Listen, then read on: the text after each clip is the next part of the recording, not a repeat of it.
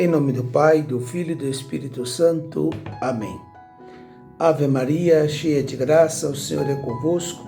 Bendita sois vós entre as mulheres, bendito é o fruto do vosso ventre, Jesus. Santa Maria, Mãe de Deus, rogai por nós, pecadores, agora e na hora de nossa morte. Amém. Ó Maria, concebida sem pecado, rogai por nós que recorremos a vós. Ave Maria Puríssima, sem pecado concebida. Olá, meus irmãos, irmãs, é com muita alegria que estou aqui, que recebi esse convite da missão Don't Stop para participar dessa conferência Paráclito, preparando-nos para celebrar bem a festa e a solenidade de Pentecostes, não? Então, coube a mim falar um pouquinho sobre o tema Maria, missionária de Pentecostes. Penso que esta conferência está acontecendo no momento muito oportuno, diante dessa pandemia que estamos vivendo e superando pouco a pouco, diante desses desafios, desses tempos atuais. Creio que esta conferência vem justamente nesse momento importante, porque, de fato, o contexto de Pentecostes, estavam os discípulos com Maria Santíssima no cenáculo, com as portas, janelas fechadas, por medo dos que condenaram e mataram a Jesus. E também estamos, de certa maneira, confinados, trancados, não por medo dos que mataram a Jesus, mas por medo de um vírus, de um inimigo invisível chamado Covid-19. Bom, mas eu acredito que nos dois contextos, tanto com os discípulos no cenáculo, que estavam com medo de todos que perseguiram e mataram o seu Senhor, e quanto a todos nós, que agora estamos também vivendo uma experiência de reclusão, muitas vezes de medo, nos dois contextos é preciso lembrar que estava a mãe de Jesus. A mãe Maria, a nossa mãe, aquela que o Senhor crucificado nos deu por mãe e entregou aos cuidados do discípulo amado. Então, nesse contexto, possamos dialogar, possamos meditar um pouco sobre esse tema tão pertinente, Maria, missionária de Pentecostes. Para falar de Maria em Pentecostes, primeiramente é preciso que nós tenhamos bem presente a participação de Maria na história da salvação. Sabemos que tudo que aconteceu com Maria, tudo que nela aconteceu, foi realizado por obra e graça do Espírito Santo.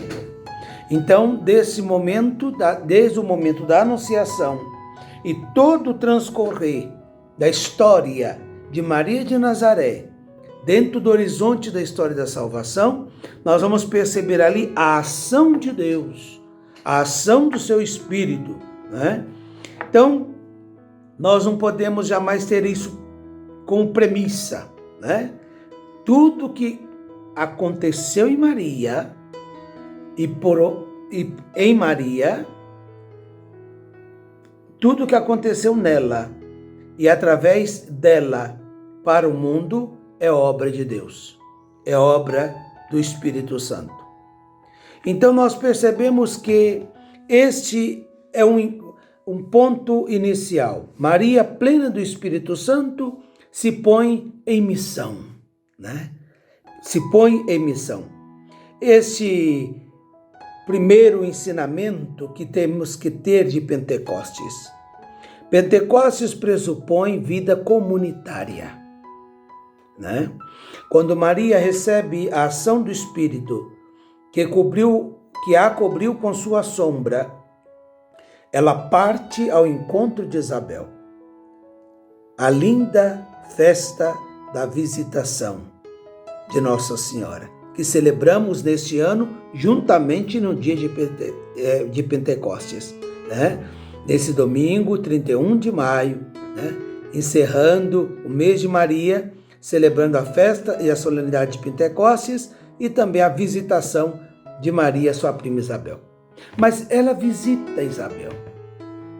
Ela quer, de fato, assim como ela parte para fazer comunidade com Isabel. Pentecostes pressupõe comunidade. Não podemos esquecer disso, né? Jamais. Como Maria, da mesma forma, os discípulos que estavam também ali, né, no cenáculo, recebem o Espírito Santo, partem para fazer e viver em comunidade. Então, nós percebemos aí, minha gente, o quê? Né? Movidos pelo Espírito Santo, os discípulos se puseram a falar em outras línguas, segundo como lhes concedia o Espírito. Porque o Espírito Santo é, na verdade, o grande protagonista de toda a missão. É ele que faz com que a missão de fato aconteça. Nós somos agentes da missão, né? Nós somos instrumentos, nós somos enviados em missão. Mas quem age, quem de fato protagoniza na missão é o Espírito Santo de Deus, conforme está, não é? Na carta encíclica Redemptoris Missio, número 21. Então nós percebemos o quê? Quando alguém faz experiência profunda com o Espírito Santo, se põe a caminho. Maria fez a experiência profunda, é Pentecostes, se pôs a caminho, se pôs a encontro, se pôs a viver em comunidade. Então, quando alguém faz essa profunda experiência, se põe a caminho a fazer e viver em comunidade. Isso é muito importante. Ninguém faz experiência do Espírito Santo para viver no isolamento, simplesmente na sua singularidade, no seu intimismo. Não. Esse fogo ardente nos impulsiona para ir a viver em comunidade. Então, minha gente, movidos por esta força, a força do próprio ressuscitado, não? Porque é ele que vai chegar e vai dizer: a paz esteja convosco, né? A paz esteja convosco. Então, é o próprio ressuscitado que está ali suscitando, né? E soprou sobre eles. Então, ou seja, o Espírito é a força do ressuscitado. Essa força do ressuscitado rompe as barreiras do medo que estavam todos, não é? Também rompe a barreira do comodismo, rompe a barreira da indiferença, rompe a barreira do conformismo, isso é assim mesmo, deixa como está, não vamos caçar para nossa cabeça, rompe com tudo isso. A força do ressuscitado nos leva a romper com todas essas estruturas e também barreiras, estruturas, e também conjecturas que nos tendem a isolar e nos colocar apartados do mundo e das suas dores. Então, nós percebemos o quê? Que podemos tirar aí, não é? De ensinamento. Justamente isso. Movidos pelo Espírito ressuscitado, ungidos pelo Espírito Santo, os discípulos são continuadores da missão de Jesus. Nós continuamos a missão de Jesus, uma vez que fizemos essa experiência com Ele, essa experiência nele, porque nós vamos agir em missão não a partir de nós, mas a partir da missão dele. A missão é de Jesus e nós somos continuadores da missão de Jesus. Porém, ninguém realiza essa missão sem antes uma profunda experiência com Ele, com o ressuscitado. Aquilo que o documento de Aparecida vai insistir para nós.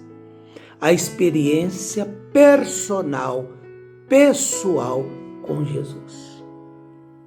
Então, meus queridos, olhemos agora para Maria, né?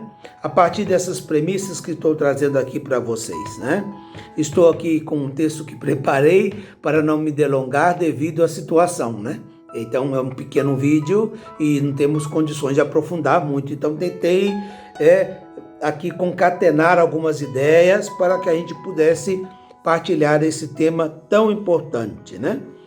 Então olhemos para Maria, a partir disso, para aprofundar sobre esse tema, Maria, a Virgem escolhida do Pai, isso é importante, a Virgem escolhida do Pai, desposada, ou seja, pelo Espírito Santo, esposa do Espírito Santo, tomada como sua esposa, gera e dá à luz a Jesus Cristo, o Filho unigênito do Pai, enviado em missão para salvar o mundo. É importante ter esse horizonte, né, da ação do Deus trino, unitrino, né, dessa irrupção de Deus, dessa maneira com que Deus escolhe entrar na história e assumir a nossa humanidade. Por que dizer tudo isso? Podemos afirmar que há uma linda relação a partir de aí. Relação da missão de Maria com a missão de Jesus. Uma relação da missão de Maria e também da missão da igreja com a missão de Jesus. É isso que agora nós vamos discorrer, então. Talvez alguém pergunte, né? Mas quais são as bases fundamentais? Quais são os textos bíblicos, né? Quais são os textos bíblicos da revelação divina para afirmarmos que há uma relação entre Jesus, Nossa Senhora e a igreja, né? Então, esses fundamentos poderíamos aqui alongar e aprofundar outros, mas gostaria de falar de 3 pontos altos, que são etapas da vida de Jesus na vida da igreja, os quais nos trazem sempre a presença de Maria. 3 momentos fortes.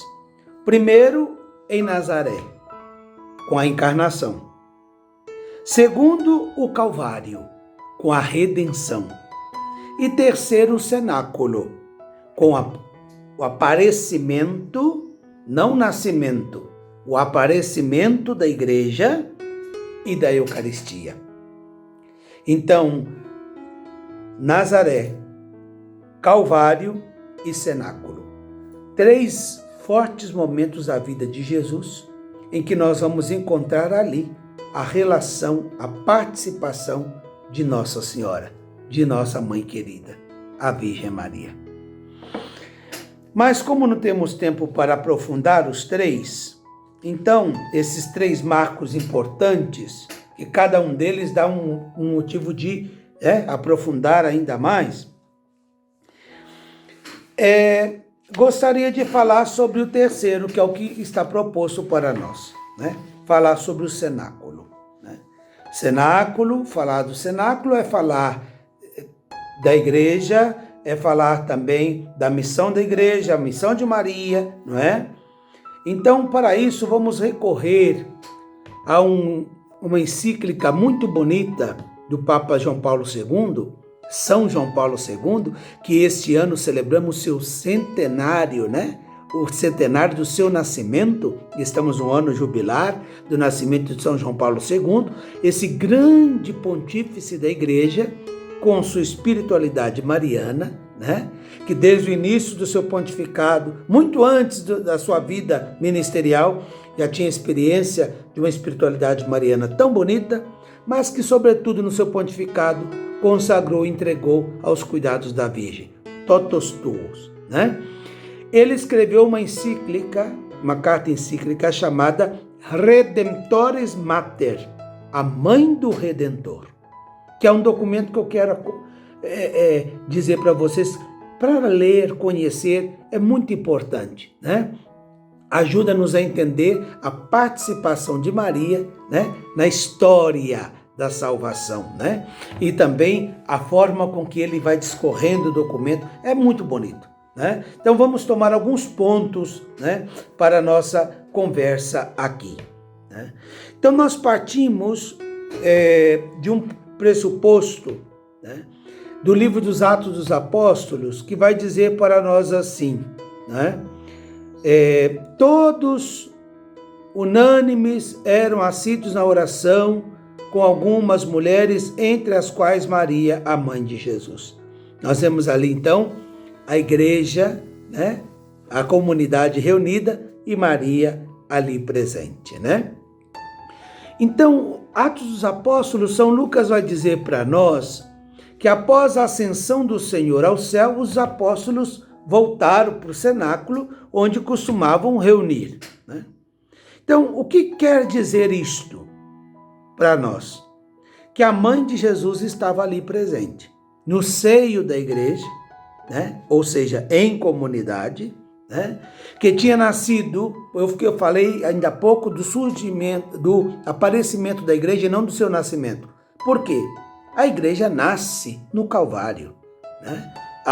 Os padres da igreja, os primeiros padres da igreja, né, vão dizer que do lado aberto do Senhor crucificado fez jorrar sangue e água, da qual nasceu os sacramentos da igreja, né? A água, o batismo, o sangue e a Eucaristia.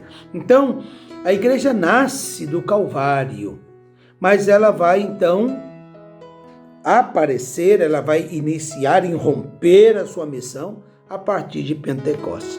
Então Maria está presente ali com a igreja, né? E o autor do livro de Atos não podia deixar de anotar um fato muito importante. Maria está presente no instante em que vai resplandecer a igreja.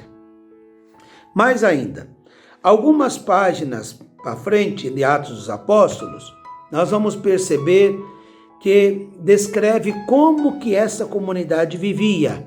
Isso é importante. Encontrar ali também, né, a maneira de vivência das primeiras comunidades cristãs. Todos aqueles que creram, todos que tinham entrado na igreja, eram assíduos ao ensinamento dos apóstolos, à comunhão fraterna, à fração do pão e as orações. Então, ou seja, ali a forma bonita de vivência da igreja. Que era essa fração do pão? A Eucaristia, né? Que se celebrava, partia-se o pão, né? A fração do pão é partir o pão, porque a Eucaristia se celebrava com um pão grande, né? Como Jesus certamente fez também naquela ceia, tomou o pão, partiu e deu aos seus discípulos, dizendo, né? Tomou o pão, partiu, distribuiu, dizendo, tomai, isso é meu corpo, como São Lucas diz lá no capítulo 22, versículo 19. Então, os primeiros cristãos daqueles primeiros dias de Jerusalém, reunidos ouvindo a doutrina dos apóstolos, para a oração, a fração do pão, para praticar a caridade, continuavam gozando certamente da presença de Maria. Então, Maria está ali presente. A mãe de Jesus que estava com eles ao desabrochar da igreja no dia de Pentecostes. Continuava então ela no meio deles, participando da fração do pão. Então, a Eucaristia, por assim dizer, né, viera dela, gerou a Jesus, que tem como ela uma relação de origem, a Eucaristia e Maria, era também o seu alimento como cristã, primeira discípula, modelo de discípula, modelo de missionária do Senhor, né? Que caminhava com a igreja nas sendas da fé e da caridade. Então, esse caminhar com a igreja ocupa um pensamento na linguagem muito bonita de São João Paulo II. Ele trata disso na Redemptoris Mater, né? Esse caminhar da igreja, Maria que caminha com a igreja, é muito bonito. Uma extensa parte da sua encíclica, ele vai tratar disso. Então, Santo Padre vai descrever que Nossa Senhora, principalmente com 3 características específicas, né, que antes não eram tanto acentuadas, né, pelos estudos teológicos, mariológicos, mas que a partir do Concílio Vaticano II começa então essa linda reflexão. Então são 3 pontos para dizer desse papel bonito de Maria ao caminhar com a igreja, né? Então, Nossa Senhora foi aquela que acreditou, Nossa Senhora é aquela que caminhou e Nossa Senhora é aquela que mediou, né? Então, ou seja, vamos falar de Maria, da sua fé, aquela que acreditou, aquela que se pôs a caminho e aquela que também serviu de mediação para que essa graça acontecesse, né? Primeiro é dizer que aquela que acreditou. Se nós pegamos o Evangelho de São Lucas, são vários momentos bonitos que nós vamos ter, né? Vamos escutar a Isabel dizendo, né? Bendita és tu, aquela que acreditou, pois em ti será cumprido o que disse o Senhor. Então, ou seja, aquela que acreditou foi aquela que abraçou a fé, aquela que creu em Deus, né? Se entregou. Por isso mesmo é a primeira que entrou na igreja, é protótipo do cristão, porque aquela que acreditou, né? Colocou-se inteiramente ao seu dispor, né? Então, pensar primeiramente no termo missionária é colocar-se à disposição de Deus, para que faça-se em nós segundo a sua palavra, né? Depois, aquela que está a caminho na prática da fé, o caminho da salvação eterna e definitiva, né? São Lucas vai dizer que na festa, né, da visitação, né, que nesse dia que celebramos, que ela se pôs a caminho dirigindo apressadamente a casa de Isabel, né? Então, o São João Paulo II fala que uma transposição para dizer-nos que Maria estava sempre a caminho, ou seja, a caminho da fé daqueles primórdios da vida de Jesus. E ela permaneceu a caminho até o Calvário. Foi uma caminhada que ela fez de Nazaré ao Gólgota, crendo, acompanhando a Jesus, unida a Ele, né? Mas não só isso, o Papa diz. Maria agora caminha com a igreja. A igreja Novo Cristo, que nasceu do Calvário, tem um caminho longo a percorrer também. Caminho de fé igual ao de Maria, em que cada um de nós é servo como ela, em que cada um deve aceitar Cristo como Maria o aceitou. Então nós estamos vivendo esse tempo bonito da igreja, né? Desde a ascensão do Senhor ao céu e esperando a sua nova vinda, não é isso que nós como igreja proclamamos? Enquanto vivendo a esperança, aguardamos a vinda do Cristo Salvador. Então esse tempo que estamos vivendo é o tempo da nossa missão, minha gente. É o tempo da missão da igreja. E não fazemos só. Maria que caminhou de Nazaré ao Calvário e do Calvário permaneceu com a igreja nascente no cenáculo, é aquela que continua conosco essa caminhada.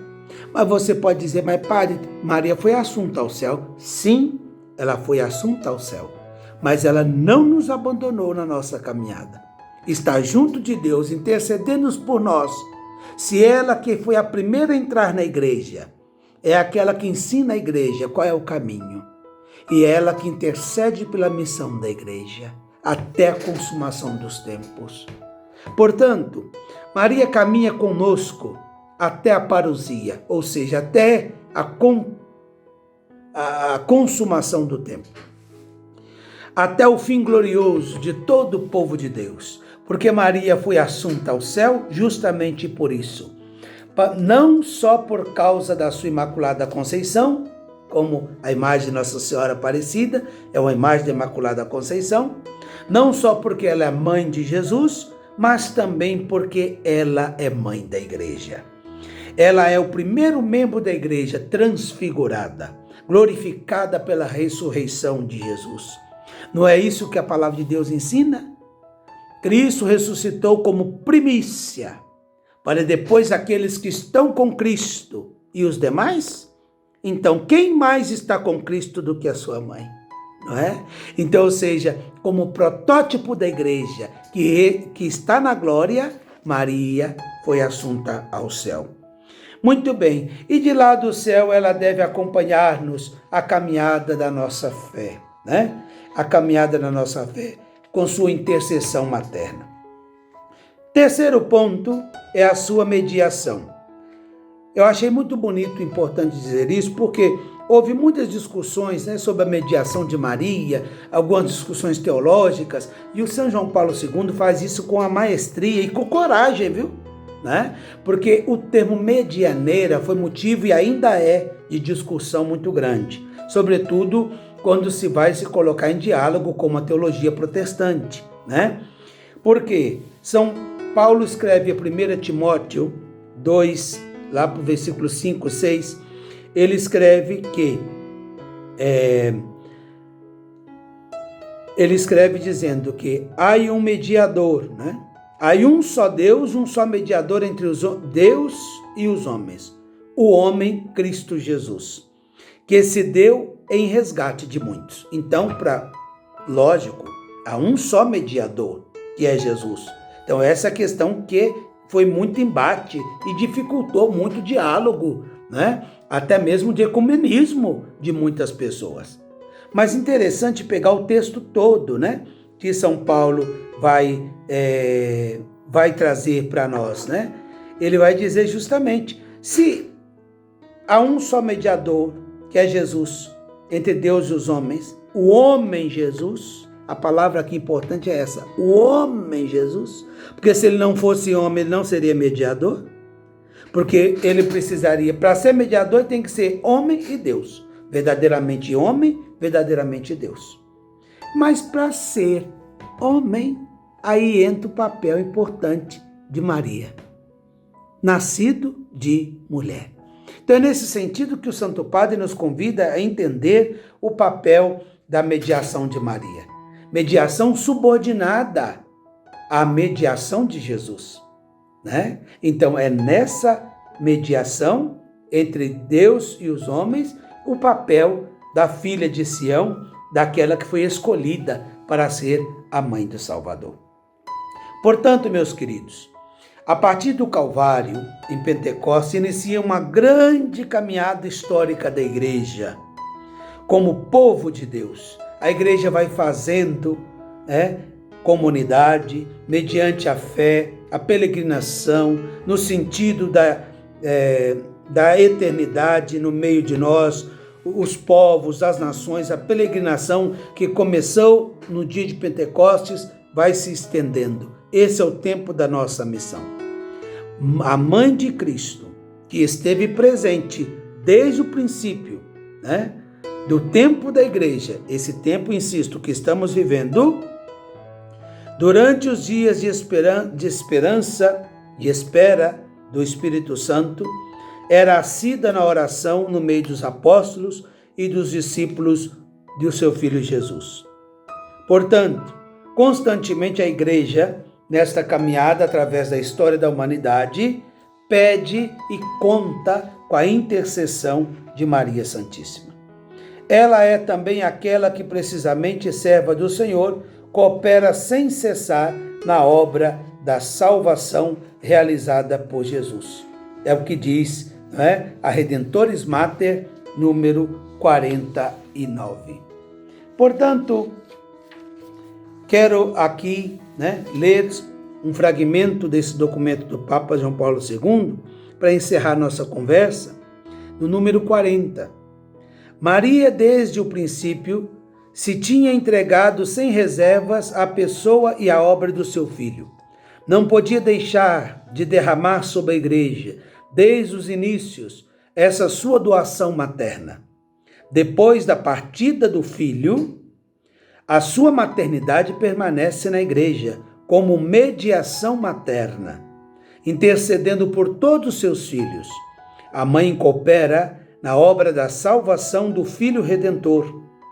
De fato, o concílio ensina: a maternidade de Maria, na economia da graça, perdura sem interrupção, ou seja, continua, até a consumação perpétua de todos os eleitos.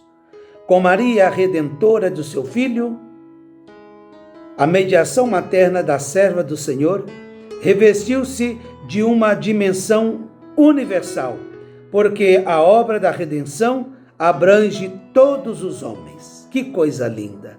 É dizer o quê? Não é? A mãe caminha conosco. Então dizer Maria, missionária de Pentecostes, é fazer todo esse caminho, recapitulando. Primeiramente, não existe Pentecoste sem experiência de comunidade. Por isso, São Tomé teve dificuldade de reconhecer o ressuscitado, porque estava fora da comunidade e teve dificuldade de aceitar, acreditar na proclamação da fé do ressuscitado. Então, aquela que ouviu, aquela que escutou a Deus, é aquela que se pôs a caminho e é aquela que continua a missão juntamente conosco. Que, a exemplo de Maria, possamos todos nós, nesse dia de Pentecostes, na festa da visitação, sermos também missionários de Pentecostes. Como? Vivendo em comunidade tudo aquilo que o Senhor nos revelou e colocou a serviço da história da salvação. E não fazemos isso só, porque eu sempre digo quando celebro a festa de Nossa Senhora. Tem uma canção que diz, não é? Minha mãe não dorme em casa enquanto eu não chegar, não é? E eu digo, esse samba brasileiro, minha mãe não dorme em casa enquanto eu não chegar. Eu digo, se a mãe na terra não dorme enquanto o filho não chega em casa, Maria também não há de dormir enquanto o último filho não entrar no céu. Que Deus abençoe você, a sua disponibilidade em ser missionário, em ser missionária do ressuscitado. Mas para isso é preciso uma experiência verdadeira com aquele que ressuscitou. Que desça sobre todos, pela intercessão da Virgem Maria, a bênção de Deus, que é Pai, Filho e Espírito Santo. Amém. Um grande abraço. Rezo por vocês. Por favor, rezem muito por mim.